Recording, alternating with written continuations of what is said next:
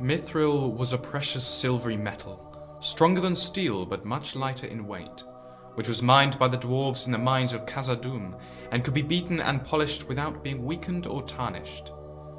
Mithril, also known as silver steel and Moria steel, was admired and treasured by all the races. The men called it true silver, while the dwarves, who loved it above all things, had their own secret name for it. Mithril was rare and was found in Númenor and perhaps also in Armen. The sole mithril vein of the Misty Mountains made the Longbeards wealthy. The people of the Jewelsmiths settled Eregion because of it, and created objects of mithril thanks to the trade with the dwarves of Moria. One of the 3 rings of power, Nenya, was made of mithril. The Noldor of Eregion made an alloy out of it called Ithildin, Star Moon, which was used to decorate gateways and portals. It is visible only by starlight or moonlight. The doors of Durin bore inlaid Ithildin designs. The Star of Elendil was a gem set on mithril fillet that was an heirloom of the Lords of Andunai of Númenor.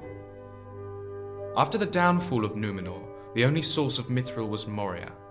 In Gondor, the guards of the citadel of Minas Tirith wore helmets of mithril.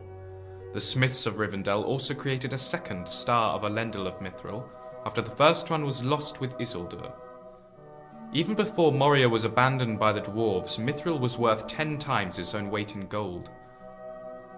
The mithril vein reached Baron Zinbar, where the dwarves mined, and by the Third Age, 1980, they released the Balrog from the Elder Days, which destroyed the Dwarven Kingdom. Middle-earth's only source of new mithril ore was cut off. Production of new mithril ore stopped entirely, and it became priceless. The only mithril objects at the end of the age were only heirlooms, or new weapons forged out of existing ones.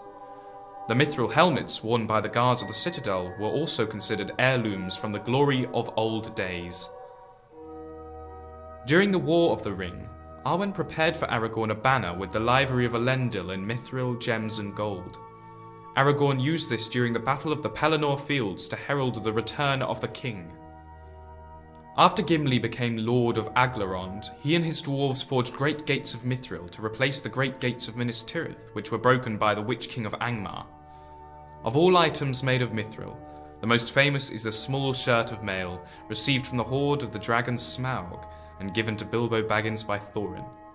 A kingly gift, the mithril coat was actually worth more than the entire worth of the Shire. Bilbo probably knew this, but he didn't care. Bilbo later gave the coat to his nephew Frodo, who wore it during the quest to Mount Doom. It saved Frodo's life when he was nearly skewered by an orc in the mines of Moria.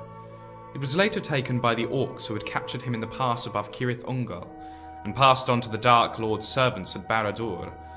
When the coat was displayed before the hosts of Aragorn at the gates of Mordor, many despaired, thinking Frodo had been captured or killed and the ring taken. Gandalf reclaimed it from Sauron's lieutenant and was later able to return it to Frodo after the battles were won.